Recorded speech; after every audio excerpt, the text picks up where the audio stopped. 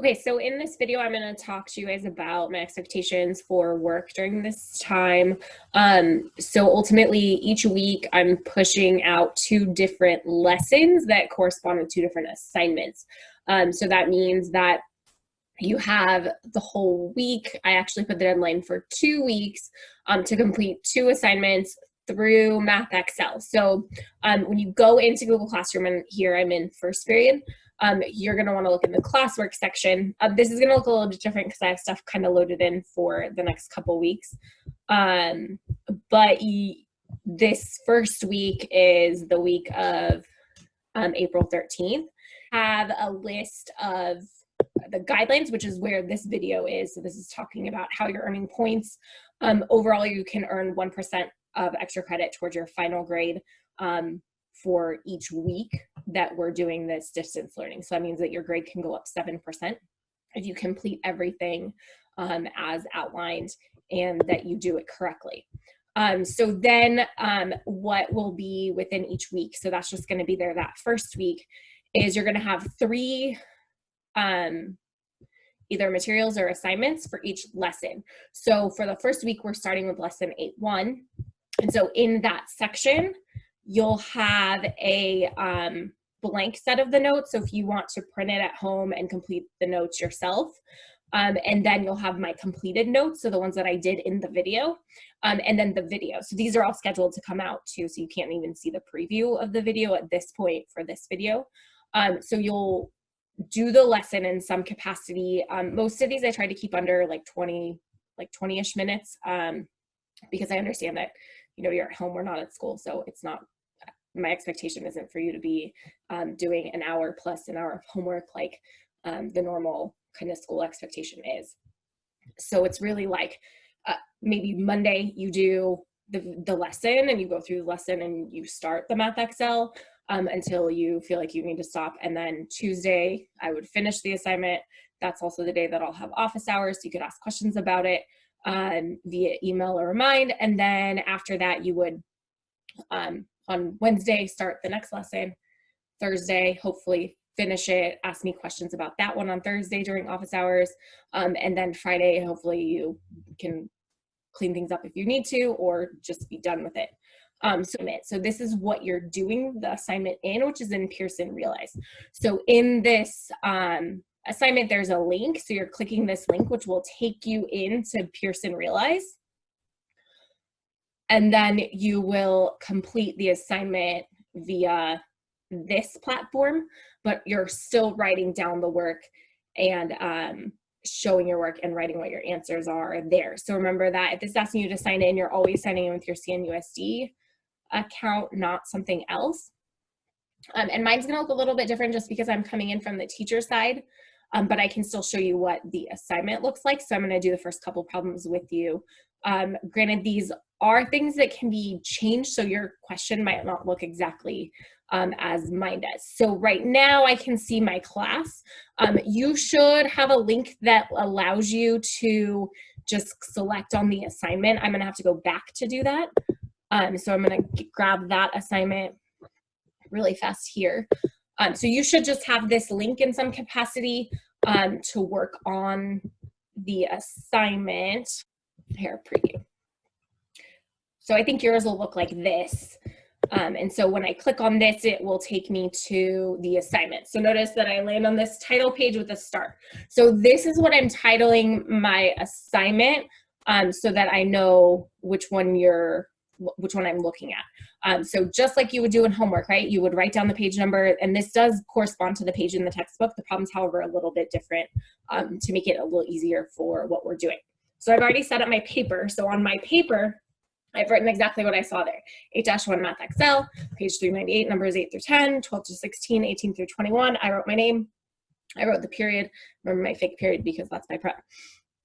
So the navigation here is that these blue buttons kind of advance you. So I'm going to hit start, and that's going to bring me to a problem. This first unit is heavy on vocab for the first 2 sections, maybe 2.5. And so there's not going to be any work for you really to show. So I'm looking for vocab explanations when I am like grading this, right? So when I'm checking that you did the work, I'm looking at what you explained in terms of vocab. So here, what we want to kind of look at is that the number for what we're working with is at the top, that 8.1.8. And so that is what we're going to use to note which problem we're on. So the 8.1 is really just the section, and the 8 is that number 8. So these numbers here, the last numbers, should match what numbers were in the problem. So when I'm writing my assignment, hold on, let me get this back. So when I'm writing this assignment, I'm going to put for my first problem 8.1.8, okay? And then that's like my problem number. You could just write 8 if you really wanted to. Okay, so then I'm using this dot plot. So the dot plot is time spent eating. Remember, the way that this works is that the numbers across the bottom are the values that represent each dot. So I'm going to copy down this dot plot.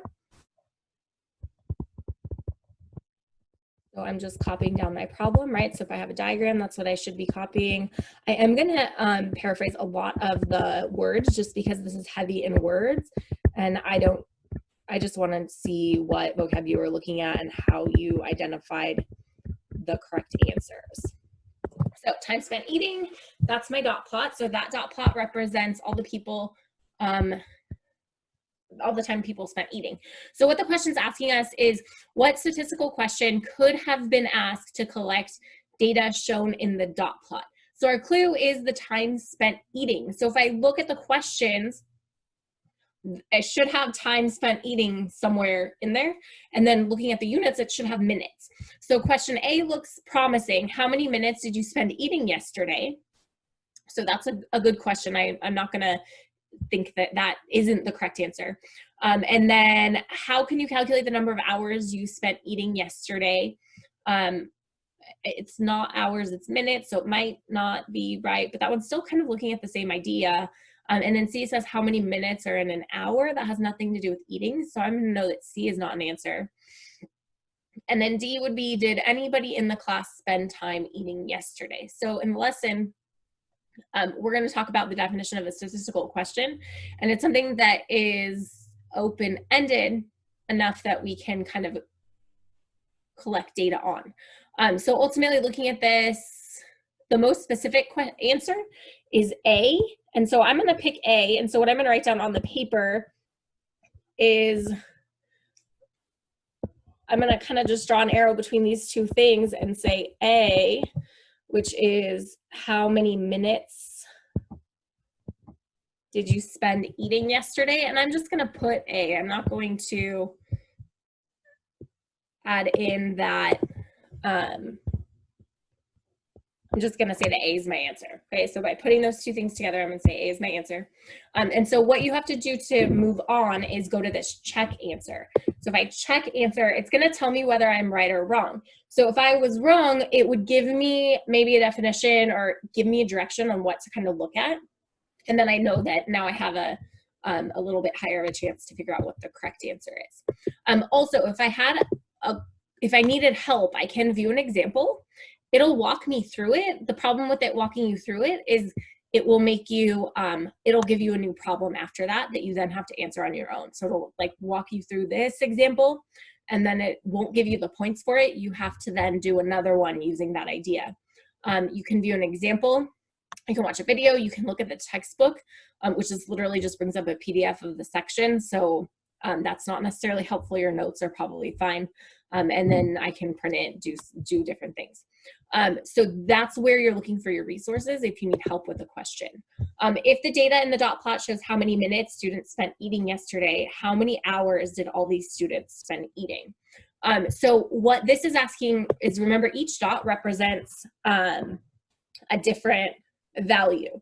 And so that means that there are 2 that spent 0, plus there are 3 that spent 10 minutes, plus there are 3 that spent 20 minutes, plus there are 5 that spent 30 minutes, plus there are 2 that spent 40 minutes, plus there are 2 that spent 50 minutes, plus there is 1 that spent 60 minutes.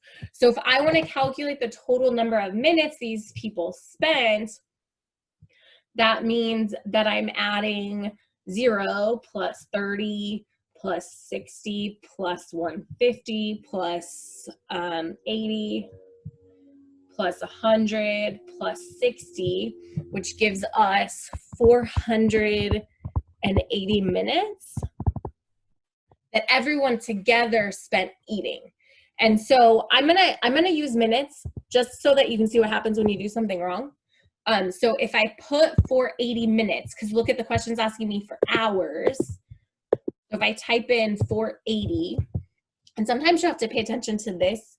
It says type as a whole number. It might ask you to type it as like nearest tenth, that kind of thing. So make sure that you follow directions, because it will give you a wrong answer if you don't round the way that they want you to round. So if I put 480 hours and I check my answer, it's going to tell me the dot plot shows how many students gave each answer. Since you know how much time a single dot represents, find the sum of all the times in the plot, which is what we did. Remember to answer in hours. So if I'm answering in hours, that means that I really have to divide this by 60, right, to get my number of hours, because there's 60 minutes in an hour. And again, I did that wrong on purpose just so you could kind of see what's wrong. So what I'm going to do on my paper is I'm going to put a mark so that I know that, so I got that one right and I got this one wrong. And so then I'm going to fix it. So I'm going to say, okay, 480 divided by 60 equals 8. So I think it's 8 hours now. Okay, so after I got that wrong and I fixed it, I think it's going to be 8 hours. So let's change that to 8. Check my answer. And now it told me that I got it correct. Okay, so that's what I'm doing for the first problem. So then notice that down here it tells us that we have 12 problems. So typically that's kind of my magic number, what I try to keep your assignments at anyway. So they shouldn't be much larger than that. So to go to the next question, I go here. Once I've done a question correctly, oh, sorry, I didn't finish it. Did a typical student from this group spend more or less than 30 minutes eating? Okay, so if I look at the middle of this group, so I'm looking at time spent eating, 30 minutes is in the middle. So it's asking me really, are more dots on the left or where they spent less than 30 minutes, or are more dots on the right? Okay, so if I think about that as a dividing line, there are less over here. So that means that they spent more. Whoops. Not, I'm going to pick less. There are more dots on the left side. So I'm going to pick less there. I almost backtracked on my answer. And I'm going to check the answer, which tells me that I got that correct. And so notice that it's showing me up here that I got the question right. And so that means that I'm getting points for that question. But if I were to get it wrong, so if I were to miss everything, they give you a couple chances. I think it's 2 chances before you have to get a similar question. You can always redo with a similar question if it gives you the option. So remember that when I'm grading you on this, I am looking at your score. So your score goes in as half of your grade for the assignment. Your work goes in as the other half. So you want to make sure that you get all check marks. And again, you can arrange that by doing, if you do something wrong, always go back and do a similar question. If you have no idea what to do, you can always do help me solve this and they'll walk you through the first one. Then you do a similar question to get the points for it. And so now I can go to the next question. It won't yell at me because I finished that one because I had that check mark. That's how I know that I can move on. And then, so I'm just gonna do that first one with you, but notice that you can then look here and review your progress. So this tells me all the questions that I answered. So if for some reason I skip a question, which I can, I want to go back here and arrange that. So then once everything has been answered, you'll submit your work and it'll tell you your score. So for example, I only did one question anyway, so it gave me an 8%. So it does allow you to try things again. So but you know whether you got things right or not in the beginning, so you shouldn't have to do that. But if for some reason you accidentally submit something, it will allow you to do it again.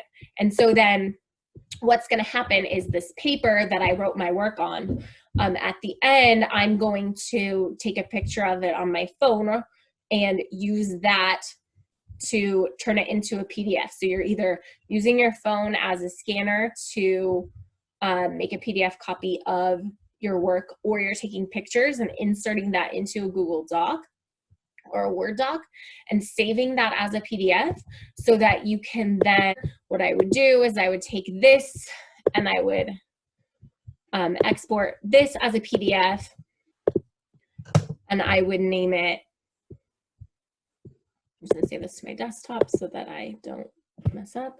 So I've got 8-1 and I'm gonna put Callaway era, and then I'm in my made up period 3. I'm gonna save it. So now that I have that PDF copy of my work, what I'm going to do is go to the work assignment. And so when you open your assignment, you can go to view, I think, instead of edit, and it'll open up in a new page. And on the right-hand side, it'll allow you to attach documents to submit it. And so that's where you're going to attach the PDF of your work and submit this assignment. So you're submitting each assignment for each section twice. You're submitting it in Pearson Realize, and so you get 5 points for that based on the percentage that you got of the work. So if you get an 80% on the assignment in Pearson Realize, that means you're going to get 80% of the 5 points. So you're going to get 4 points for that half of the assignment, 10-point value. Then you're going to upload your PDF, and this is also worth 5 points based on completion. So the fact that you did all the problems, you're getting 5 points for that. And then the same thing will happen if you skip problems.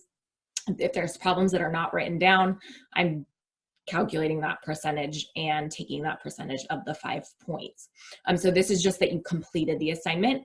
When you're doing your PDF, make sure that if you're taking pictures, that your pictures are clear so that I can read them. Try to get the whole page in one shot. Try to make it so that there's not a big shadow in the middle covering up everything. Just ensure that I can read it, because I will kick it back to you if I cannot. So make sure that you're either taking pictures and through like the notes or some other kind of PDF converter in your phone, and saving it as a PDF that way and uploading it that way, or you can take the pictures, insert it into a document, and export that to PDF. And so if you have any questions about any of this, just make sure that you can contact me from using email, or on Remind if you're in the Remind class. I'll put the code in the Read First guidelines so that you can have that if you're not in my Remind already. So just take your time. I mean, we're all new at this, so if it messes up the first time, that's okay.